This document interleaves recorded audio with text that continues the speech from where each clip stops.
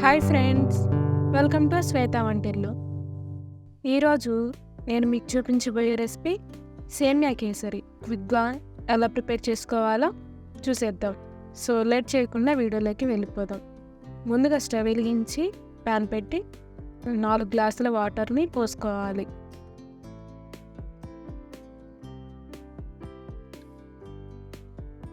ఇప్పుడు 1/2 table spoon food colour వేసుకుందాం.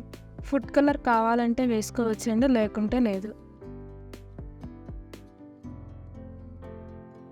నీళ్ళు మరిగేటప్పుడు 1 గ్లాస్ సేమియా వేసుకొని కలుపుకుందాం.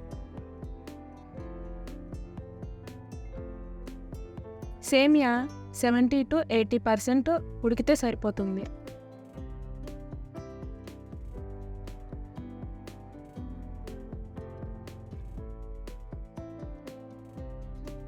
ఇప్పుడు స్టవ్ వెలిగించి మరో ప్యాన్ పెట్టుకొని 1 టేబుల్ స్పూన్ నెయ్యి వేసుకోవాలి.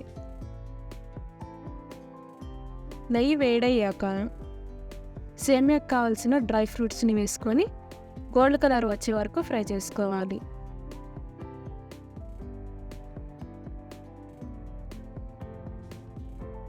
జీడిపప్పు, బాదం, కిస్మిస్ ఇలా గోల్డ్ కలర్ వచ్చే వరకు ఫ్రై చేసుకుంటే సరిపోతుంది. ఇప్పుడు ఒక గిన్నెలోకి తీసుకుందాం.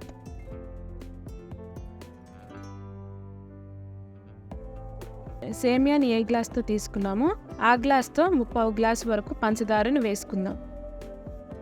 నేను ఇందాక బాయిల్ చేసి పక్కన పెట్టుకున్న సేమియాని ఇప్పుడు ఇందులో వేసి మొత్తం మిక్స్ అయ్యేలా కలుపుకోవాలి. పంచదార కరిగేంత వరకు రెండింటిని కలుపుతూ ఉండాలి. ఇలా పాకం వచ్చేంత వరకు కలుపుతూ ఉండాలి.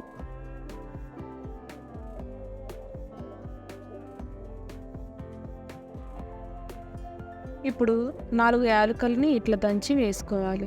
యాలకులు వేయడం వల్ల ఫ్లేవర్ అనేది చాలా బాగుంటుంది. మనం ముందుగా బాదం, జీడిపప్పు, కిస్మిస్ని ఫ్రై చేసి పెట్టుకున్నాం కదా, అవి కూడా ఇందులో వేసేసుకొని ఒకసారి మొత్తం కలుపుకుందాం. ఇప్పుడు స్టవ్ ఆఫ్ చేసుకొని ఒక బౌల్లోకి సర్వ్ చేసుకుందాం. ఈ సేమియా కేసరిని పండగలప్పుడు, ఫంక్షన్స్ అప్పుడు ఎప్పుడు చేసుకున్నా కానీ బాగుంటుంది. ఎంతో టేస్టీగా, సింపుల్గా ఉండే సేమియా కేసరి రెడీ. ఈ సేమియా కేసరిని మీరు కూడా ట్రై చేసి ఎలా వచ్చిందో కామెంట్లో చెప్పండి. ఈ వీడియో మీకు నచ్చినట్టయితే లైక్ చేసి, షేర్ చేసి, సబ్స్క్రైబ్ చేయండి.